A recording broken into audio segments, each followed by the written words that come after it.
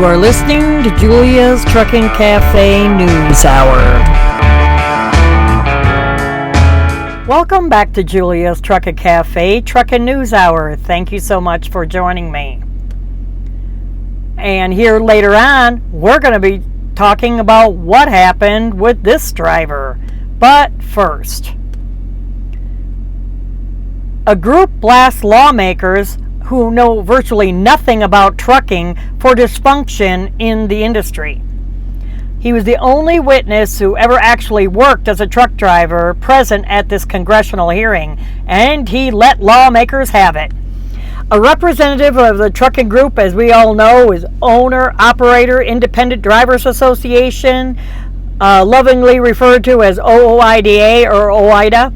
He delivered a harsh message to the out-of-touch lawmakers during a congressional hearing on Tuesday. Can I talk? On February 4th, several trucking industry advocates took part in a subcommittee on transportation and safety, dubbed Keep On Trucking Stakeholder Perspectives on Trucking in America.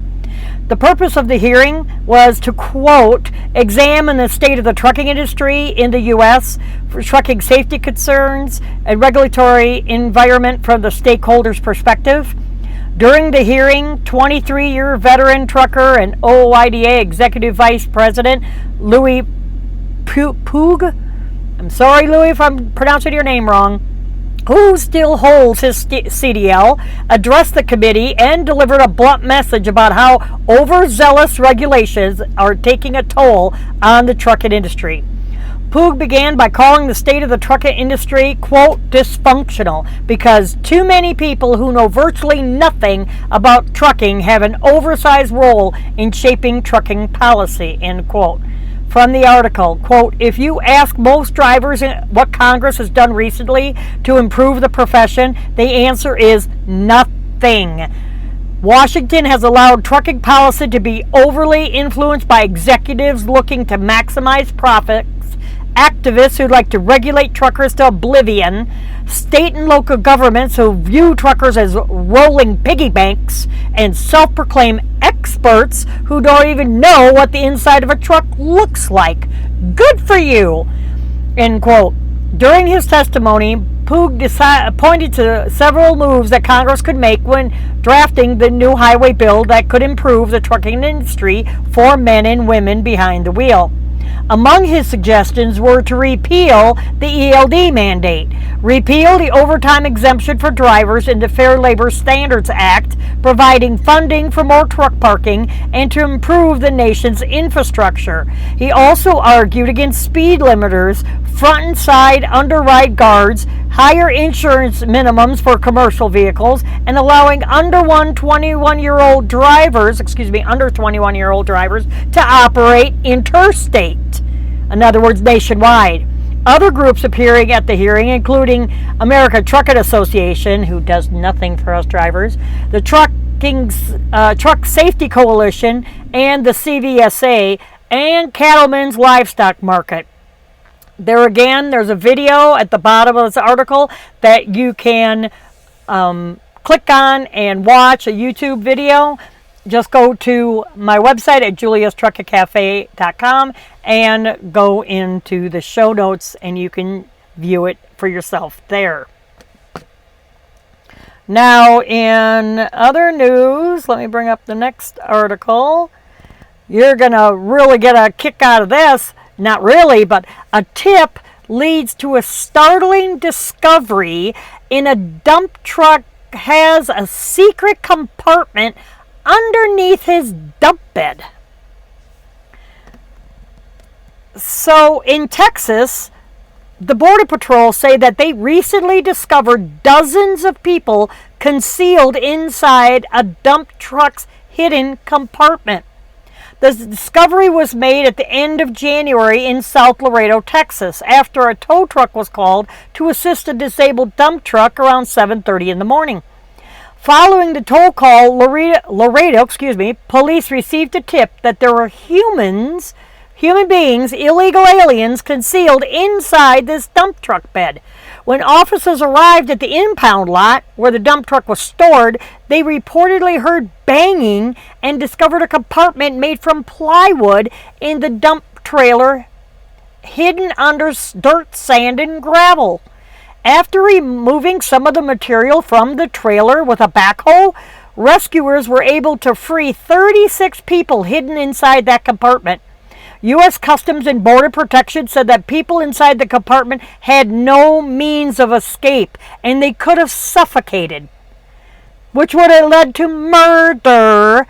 Oh, but we don't need no border walls. No, we don't need no border walls. This is a prime example. Not only human trafficking going through tunnels and on containers, ships, and going up and over the wall, but in trucking industry.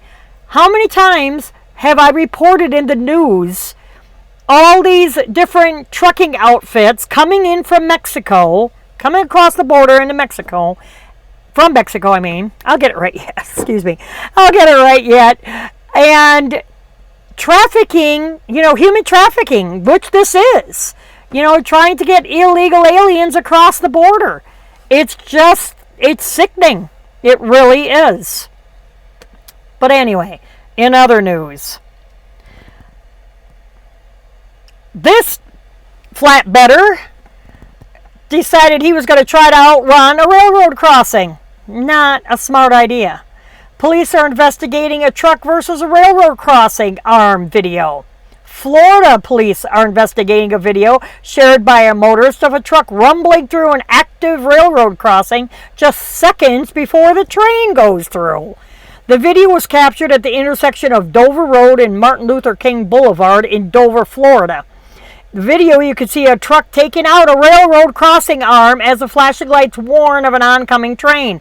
You didn't see that? You didn't see that arm come down? Ugh. Fortunately, the truck driver makes all the way through the crossing just a few seconds before the train appears. Both Dover police and CSX officials are investigating the incident. And there again, you can watch it in the video below.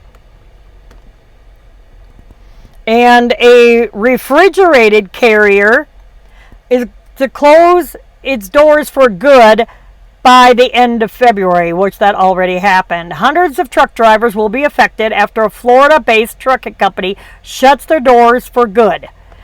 Cold Carriers Logistics, remember they absorbed a whole bunch of companies a few months ago? Like back in December, January, I think. Now approximately 350 trucks and 450 workers, now they close their doors for good following a bankruptcy filing. The company reportedly unable to secure a buyer by the deadline imposed by creditors. Cold Carriers was formed after a private equity firm, KJM, acquired the mid-sized regional carrier, including and also Interride Transport, Gant Trucking, remember I talked about that, Blue Sky Logistics, and Sunco Trucking, and consolidated them all into a single carrier. According to FMCSA, Gant Trucking operates 102 trucks, Interride operates 136, Sunco operates 159, Blue Sky operates about 30. Ken Meister said, I came to understand that there are a lot of mid-sized family-owned companies that have not invested in technology for efficiencies, processes, financial reporting, and accounting functions, but still have instinctively well-run business where they know the industry and have been successful for decades. We believe that if we got involved, we could bring our expertise in finance and technology to improve and grow the business through those infrastructure investments. But that was it back in 2018 when he said all that. Guess what? You're closed now. And I will have to say that this next article, the pictures are going to be gruesome. If any little kids are watching the video, please turn it off. You don't need to see these upcoming photos because it is gruesome. I try to have a family-friendly show. Pileup reported on I-70 bridge over the Missouri River. This is the beginning of February.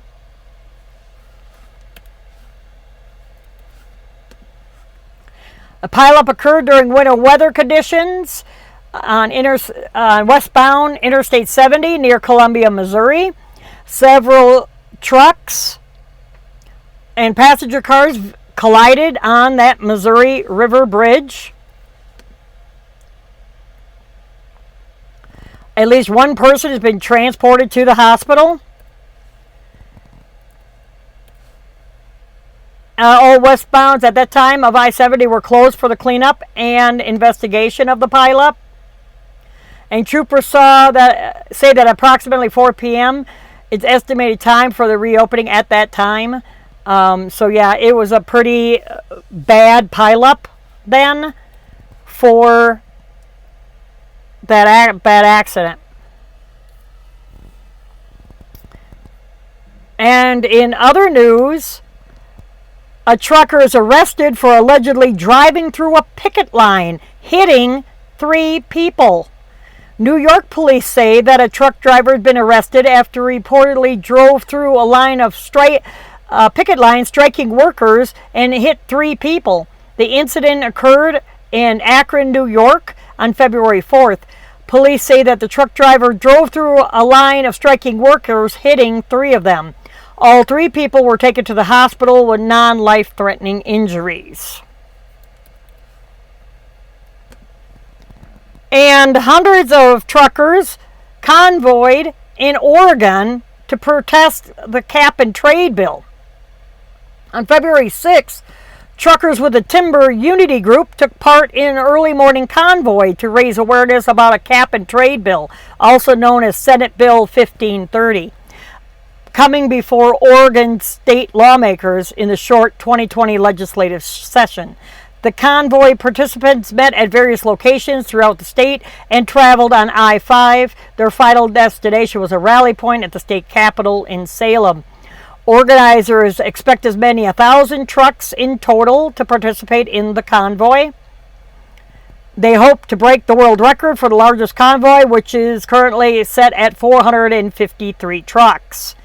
SB 1530 would impose carbon emission caps throughout the state, fine those who go over the cap.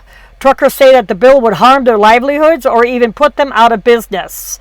Well, if you quit taking the mufflers off of trucks and running straight pipes, and you have to have your jakes going on through town and everything, you wonder why you're pissing people off.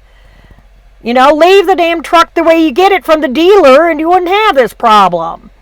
Local news outlets have reported clashes between truck drivers and counter-protesters who support the cap and trade bill. In June 2019, hundreds of truckers participated in a similar convoy to protest the cap and trade bill. Douglas County officials said that the convoy was 13 miles long. The Oregon Department of Transportation has been warning drivers to expect significant delays. They warned drivers at the time,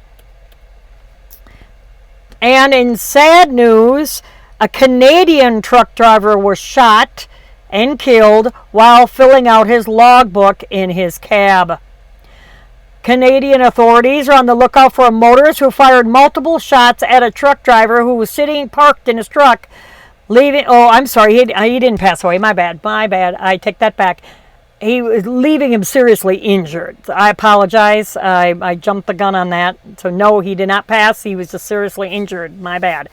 The shooting occurred around 1:30 in the morning on February 4th in Alberta, Canada. 50-year-old driver Glenn Creeber was reportedly filling out his logbook while parked in a vacant lot in an industrial area when a person fired 3 shots through his truck windshield, striking him in the chest and the arm. He is lucky to survive, and the shooter fled the scene.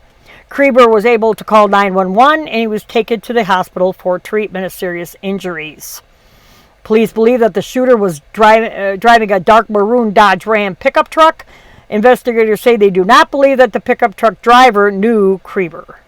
So it's a random shooting, apparently. And Love's is looking at opening up more truck stops.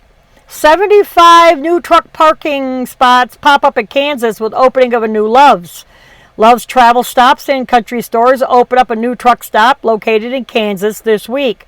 The new location opened up on February 6th, just outside of Topeka.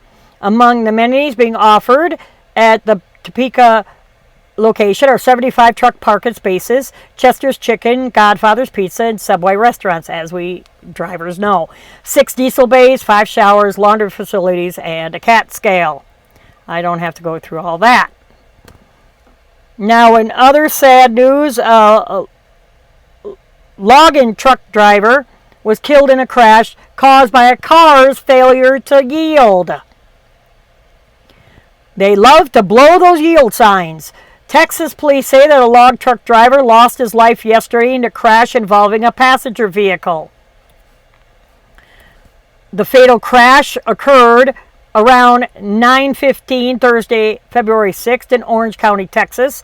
Police say that 42-year-old truck driver Raymond Marsh was hauling a load of timber southbound on Highway 62 near Farmers Road 2802 when a 46-year-old woman in a Ford passenger vehicle failed to yield a right-of-way and turned into the path of the truck.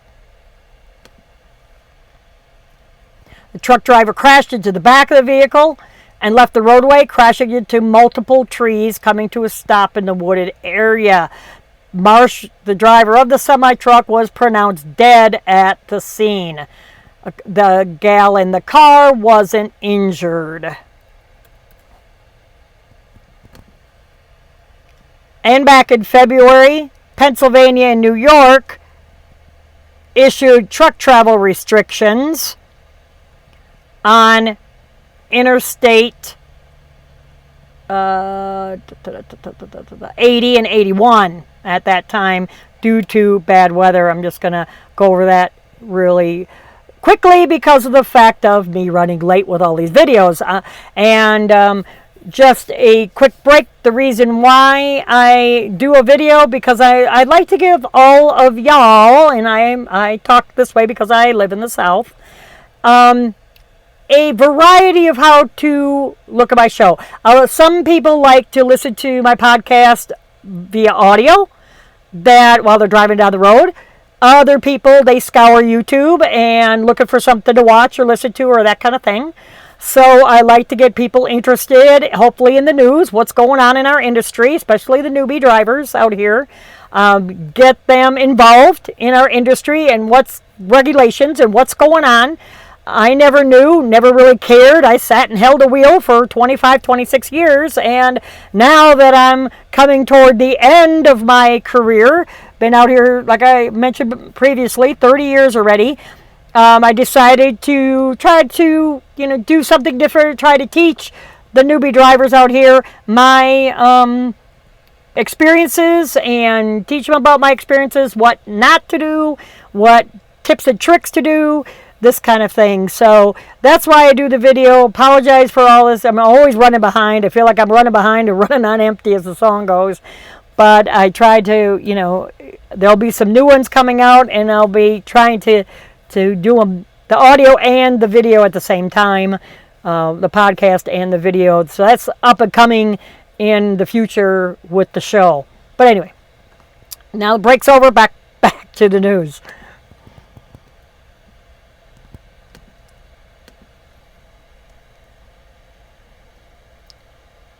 And in Oregon, back in beginning of February, they had a lot of flooding going on. As you can see there, sorry. State police, they were issuing warnings to drivers about interstate closure due to the rising waters. And Department of Transportation says that the closures will last at least for a day. And that was across 84 in Oregon. And now it's time for a short break. This episode of Julia's Truck and Cafe is brought to you by My Patriot Supply. As truck drivers, we all know what it's like to be at a shipper's or receiver's and have to wait to be loaded for hours on end. Am I right? Especially produce coolers and paper mills. That's why you need to be prepared with extra food in your truck, especially with the bad weather coming in, like it is over here in Kansas, up in the Dakotas and Minnesota. 90 was shut down, Interstate 94 was shut down, along with 29. What are you going to do if there's no food and a truck stop was without power? That's why you need to stay prepared with My Patriot Supply. Now it's not what you're thinking. My Patriot Supply is delicious emergency food. They have food kits that are good up to 25 years. They come in a slimline tote that you can easily store in your food pantry or under your bunk. I can speak from experience. After living through Hurricane Katrina, we were without power for 10 days, me, my mother, and son, and I.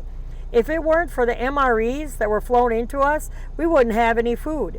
There was 4 60-foot pine trees that broke in half during that storm and crossed my driveway and landlocked me in.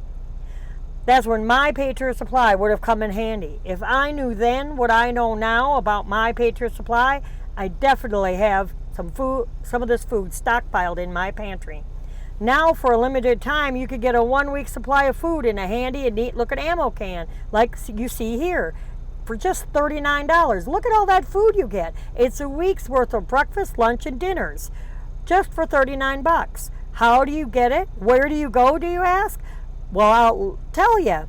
Just go to my website at juliastrucketcafe.com, click on the Emergency Food Supply tab, scroll down and click on any of the images to find out more information and get yours today. They even offer gluten-free food for under $100. Winter weather is here. What would you do if the interstate was shut down, just like I was talking about? You need to get My Patriot Supply and get it today. Welcome back to Julia's Truckin' Cafe Truckin' News Hour.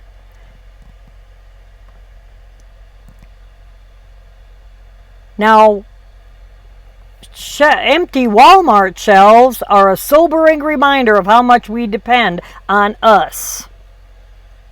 And this was back in February. You can imagine what the shelves are on the East Coast now.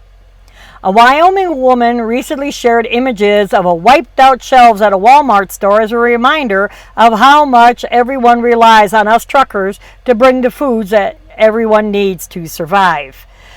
A Facebook user, Ms. Davis, recently shared photos from the Rock Springs, Wyoming store with nearly bare shelves due to the fact that winter weather storms and road closures have prevented truckers from making deliveries. Well, now with this coronavirus, I'm not going to talk about a whole lot, but everyone can now see how bad, we are definitely needed. And our next story, a trucker dodges a multi-vehicle crash that crosses the median. A truck driver's dash cam is rolling as a sudden violent crash crosses through the highway median and forces evasive action. This happened February 4th. They say that the crash was reported on Interstate 74 at the Illinois-Indiana state line. And at the bottom of this article, that you'll find in the show notes on my website at juliastrucketcafe.com under cafe menu, and then you go just click on the show notes and scroll down, that you can see what is going on and look at all the video links. Sorry.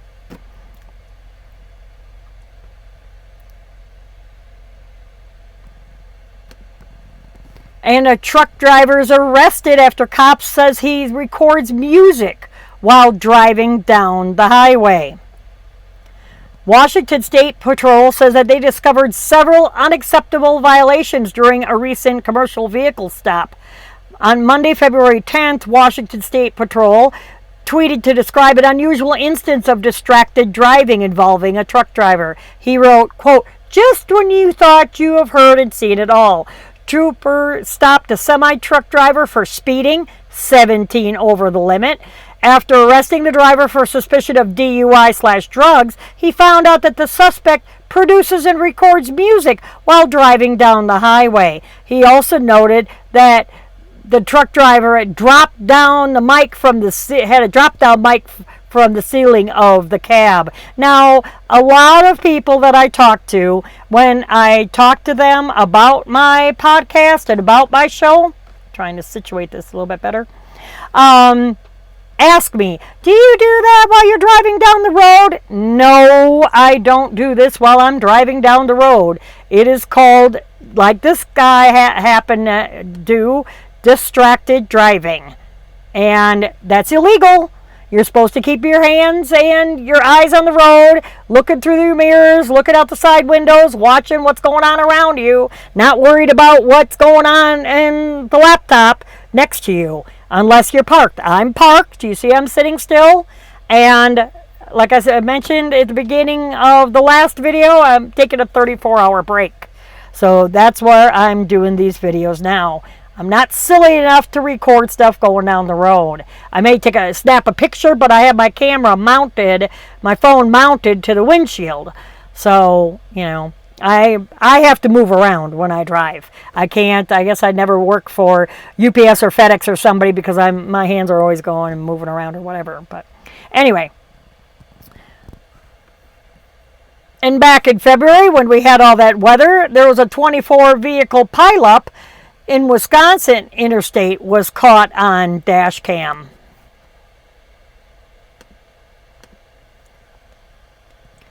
A chain reaction crash that shut down Wisconsin interstate for hours was caught on a dash cam. This happened February 9th, around 2 in the afternoon near Janesville, Wisconsin. Wisconsin State Police say that the pileup began on I-3990 when a truck driver, a tow truck that was assisting with a minor crash. I'm sorry, I skipped a word, my bad. A semi-truck struck a tow truck that was assisting with a minor crash, causing the tow truck to strike the tow truck driver. The initial crash led to a series of resulting crashes that ultimately involved 24 vehicles. Both the tow truck driver and the semi-truck driver involved in the initial crash were taken to the hospital and are expected to be okay. Thank goodness. The crash shut down the interstate for about 4 hours then. And 10-foot barrels roll onto a Houston highway. In a 2-month period back late 2018, 5 large spools fell off trucks during bridge strikes in the same area. Texas transportation officials say that a truck hauling large barrels lost its load during a bridge strike in downtown Houston. They're having a lot of problems with that down there. And this happened back in early February. Early February. The incident occurred just about 9 o'clock in the evening. He was hauling 10-foot barrels eastbound on I-10, struck the Houston Avenue Bridge, causing the barrels to fall off the truck and roll onto the roadway, coming to a complete stop, blocking 2 eastbound lanes of the interstate. And in other news, Rhode Island eyes plans to double the truck tolling. Rhode Island Department of Transportation is currently accepting public comments, back then, on a plan to steeply increase toll rates for truckers. We always get it. Why do we always get it? Earlier in February, Rhode Island DOT opened a comment period on a proposal to double the truck tolling rate at a gantry set to open soon from $2.25 to $4.50. $2.25 to $4.50. The toll gantry is located on Route 95 at Providence. They pointed out that previously approved toll rates were based on all 12 planned tolling gantries being up and operational. And now only 6 gantries in operation. Well, that's not our truckers' problem, is it? So you're going to hike the price because you can't get all 12 of them up and running? I say, not my problem. Quote, from the article, this should serve to reinforce concerns over the unbridled power and discretion given to the Rhode Island DOT and further feeds the suspicion and skepticism of business owners and taxpayers about the end game of this scheme. Chris Maxwell of the Rhode Island Trucking Association told the local news. In fall of 2019, they increased the approved truck toll rate on Route 6 at Providence from $2 to $5. Rhode Island truck only tolling plan has been criticized by trucking industry members and stakeholders for putting an unfair burden on truckers. The ATA, American Trucking Association, filed a lawsuit against the state, arguing that truck-only tolls violate the Interstate Commerce Clause. The lawsuit was dismissed in the spring of 2019, and ATA filed an appeal to that decision. Now in California, so let's go from the East Coast all the way over to the West Coast, or vice versa. I'm always forget that this video is turned around. Extreme winds blow over at least 7 semis in Inland Empire. Now that is like an industrial area in California. California transportation officials are urging drivers at that time to use caution after high winds blew over several semis.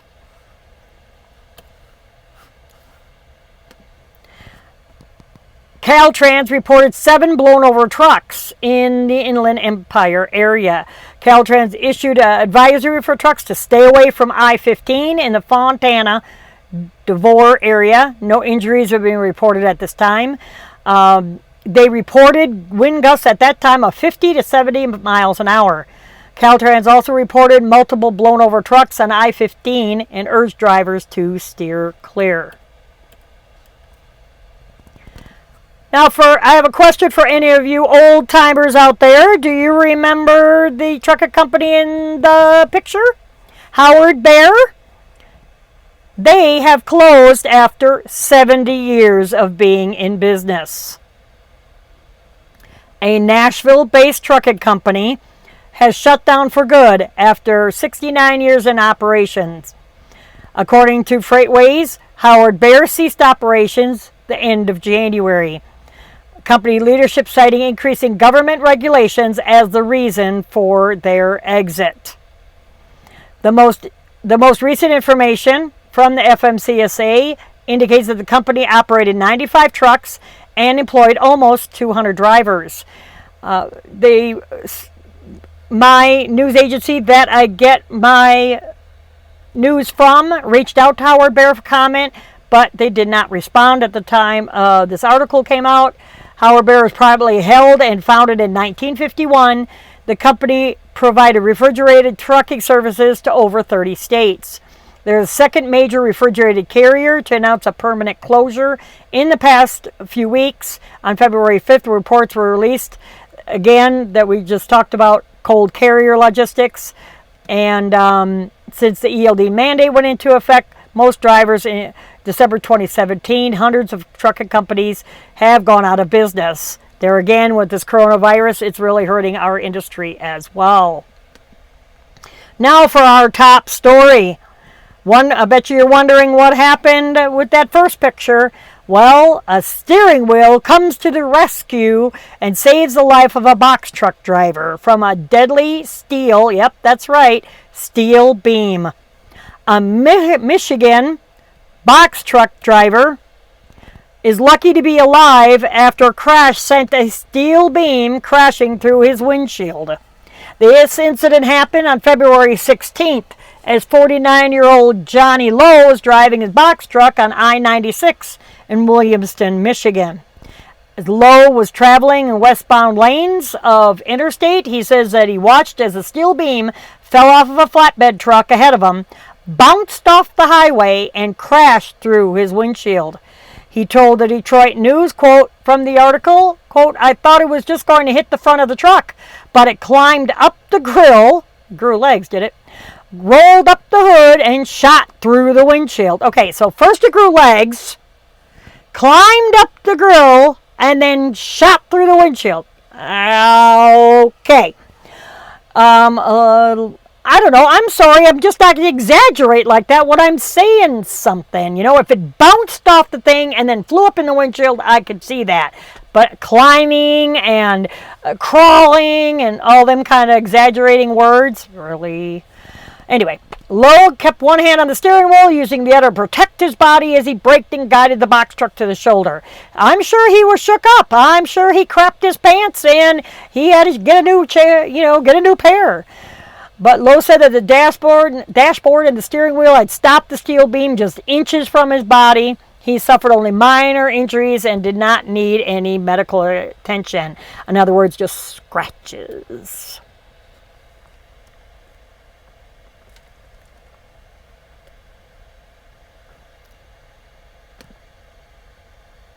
So if you enjoy my show and would like to support me, the links to do so are in the description below.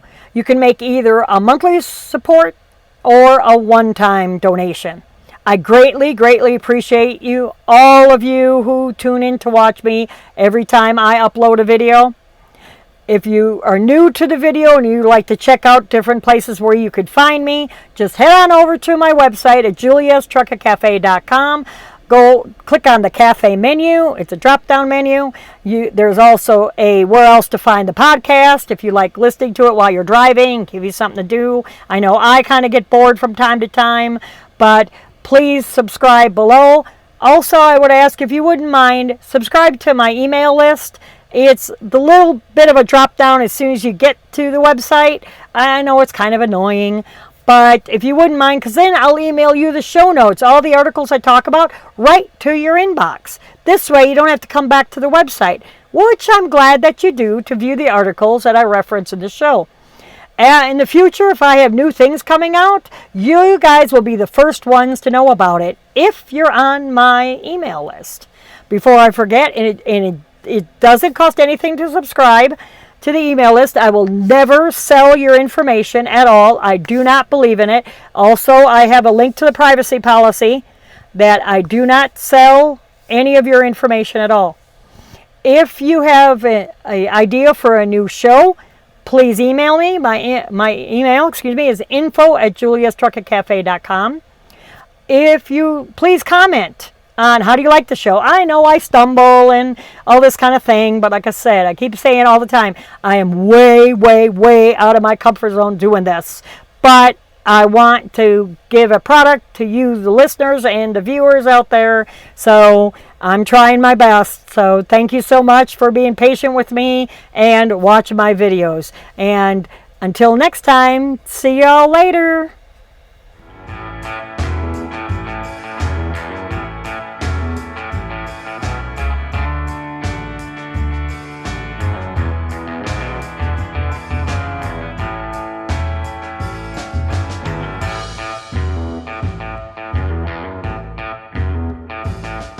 You have been listening to Julia's Truckin' Cafe Truckin' News Hour. Check us out on Facebook and Twitter. Take care. Have a blessed day.